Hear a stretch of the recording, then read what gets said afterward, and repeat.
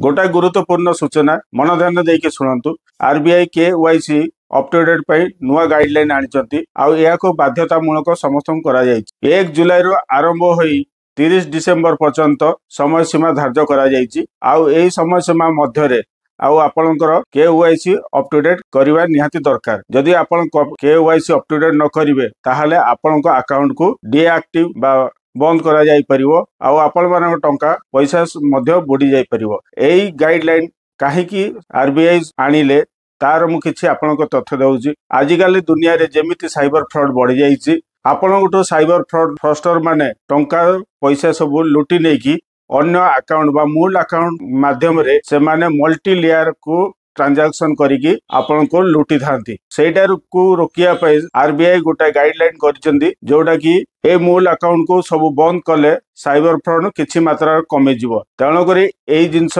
सब आरबीआई रे गाइडलाइन को मानिकी आपण सरकार साथ रे देबे बोली कि विनम्र निवेदन सब रहुची।